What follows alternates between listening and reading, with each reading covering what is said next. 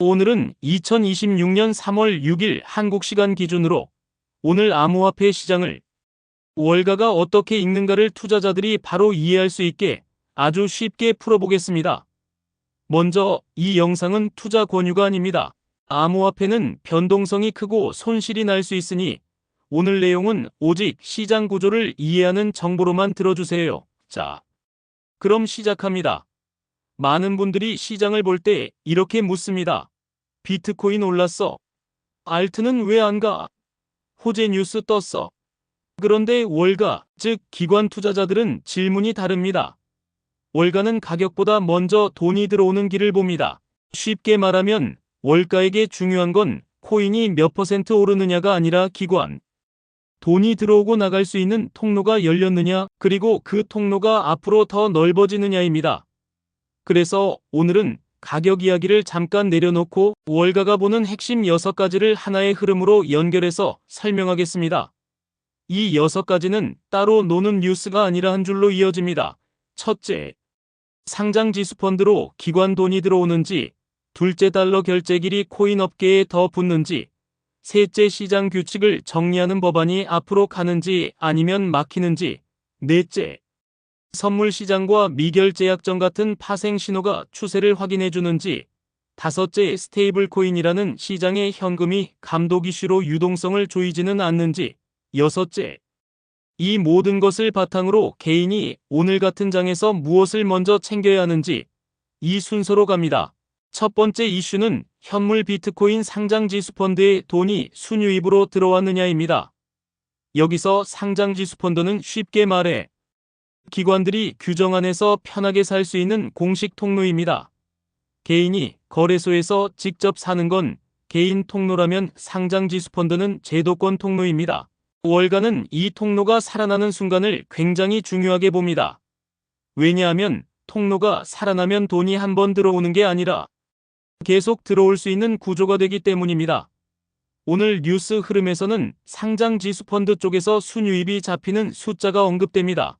중요한 건 숫자 자체보다 메시지입니다. 기관 모드가 다시 켜질 수 있다는 신호가 된다는 겁니다. 코린이 버전으로 바꾸면 이렇습니다. 상장 지수 펀드로 돈이 들어온다. 그 말은 기관이 들어올 길이 열려 있고 실제로 움직이고 있다는 뜻이다.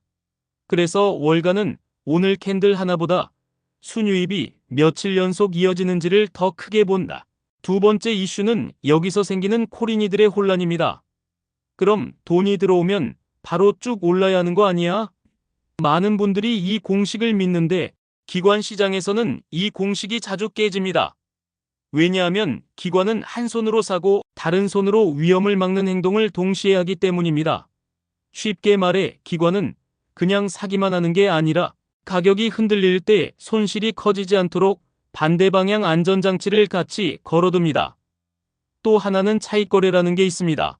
이건 아주 쉽게 설명하면 같은 자산이 서로 다른 시장에서 가격이 조금 다를 때 그 차이를 이용해 수익을 내는 거래입니다. 이런 거래가 돌아가면 겉으로는 돈이 들어오는데도 가격이 생각만큼 직선으로 안 오를 수 있습니다. 여기에 공매도 청산 같은 이벤트가 섞이면 움직임이 더 복잡해집니다. 그래서 오늘의 핵심 포인트는 이겁니다. 상장 지수 펀드 유입이 있어도 가격이 바로 폭발하지 않는 날이 있다. 그건 시장이 이상한 게 아니라 기관 방식의 거래가 섞였다는 뜻일 수 있다. 코린이가 오늘 체크할 단 하나는 유입만 보지 말고 가격 반응도 같이 보라는 겁니다. 유입이 있는데도 가격 반응이 둔하면 위쪽에 매도 물량이 두껍게 쌓였거나 기관이 동시에 위험을 막는 거래를 했거나 중요한 저항 구간에서 일부를 정리했을 수도 있습니다. 세 번째 이슈는 달러 결제 길 이야기입니다. 이건 가격 호재 같은 느낌이 아니라 금융 인프라 이야기라서 월가가 계속 물고 갑니다. 크라켄이라는 큰 거래소 쪽 회사가 미국 중앙은행 결제 시스템과 더 가까워지는 계정을 확보했다는 뉴스가 있었죠. 여기서 어려운 단어들은 잊어도 됩니다. 핵심은 이 한 문장입니다. 코인 업계가 달러가 오가는 본선 도로에 더 가까이 붙는 장면이 나왔다. 이게 왜 중요하냐면 기관은 거래소의 편의성보다 정산과 결제가 얼마나 안전하고 빠른지를 중요하게 보기 때문입니다. 큰 돈일수록 정산이 지연되거나 중간 단계가 많으면 리스크가 커집니다. 그런데 달러 결제 길에 더 가까워지면 중간 단계가 줄고 제도권 감독 안에서 움직일 여지가 커지고 기관 고객이 쓰기 쉬운 구조로 바뀔 수 있습니다. 물론 반대도 있습니다. 기존 은행권은 이런 흐름을 경계할 수 있고 그 힘겨루기가 제도권 안에서 벌어질 수 있습니다. 그래서 이 이슈는 오늘 가격이 오른다가 아니라 코인 산업이 금융 시스템 안으로 들어오는 속도를 보여주는 이슈입니다. 네 번째 이슈는 시장 규칙을 정리하는 법안, 즉 시장구조 법안 이야기입니다. 여기서 코린이가 꼭 알아야 할 건 이 뉴스는 좋다 나쁘다 감정 뉴스가 아니라 불확실성 비용이 줄어드나 늘어나나의 뉴스라는 겁니다. 월가의 큰돈은 불확실성을 싫어합니다. 내일 갑자기 어떤 코인이 거래 제한이 되거나 어떤 서비스가 규정 위반이 되거나 해석이 바뀌면 투자 자체가 흔들리기 때문입니다. 그래서 법안이 앞으로 나가면 불확실성이 줄어들 수 있고 그만큼 시장에 붙는 불확실성 비용이 줄어드는 방향이 됩니다. 반대로 법안이 교착되거나 막히면 불확실성 비용이 다시 붙고 기관은 잠깐 보류로 돌아설 수 있습니다. 코린이 버전으로 정리하면 이렇습니다. 시장구조 법안이 전진하면 큰돈이 들어올 명분이 강해지고 교착되면 큰돈이 주저할 명분이 생긴다. 다섯 번째 이슈는 선물시장과 미결제약정 같은 파생 신호입니다. 여기서 파생이라는 말이 부담스럽다면 이렇게만 이해하세요. 월가는 현물 가격만 보지 않고 미래를 걸고 쌓인 포지션이 늘고 있는지도 봅니다. 그때 참고하는 게 선물시장 흐름과 미결제약정입니다. 미결제약정은 아주 쉽게 말해 아직 끝나지 않은 포지션이 얼마나 쌓여 있나입니다.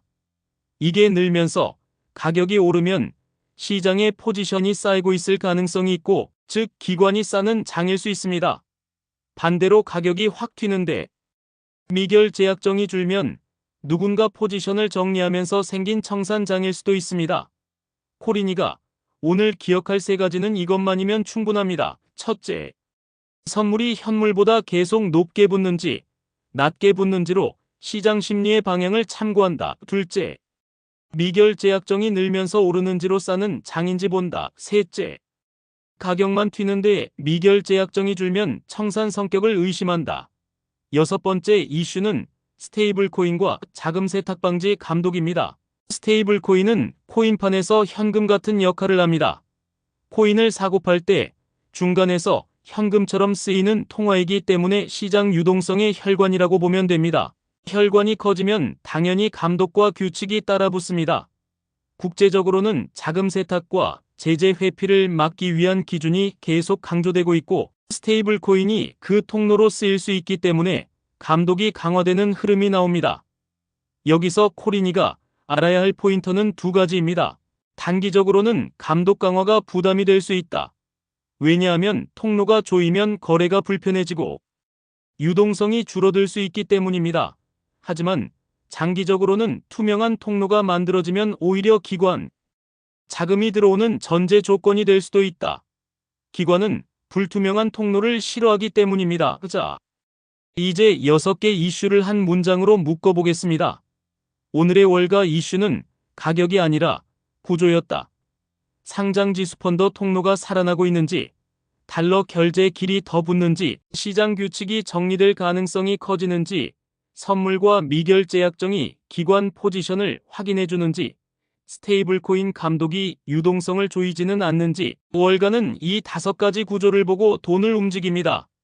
그럼 개인은 오늘 무엇을 해야 할까요? 오늘 같은 날 개인이 가장 많이 실수하는 건 상장지수 펀드 유입이니까 무조건 간다 하고 확신하는 겁니다. 두 번째 실수는 중요한 저항 구간에서 변동성이 커지는데도 포지션을 더 늘리는 겁니다. 세 번째 실수는 규제 뉴스를 감정으로만 받아들이고 불확실성 비용이라는 관점을 놓치는 겁니다.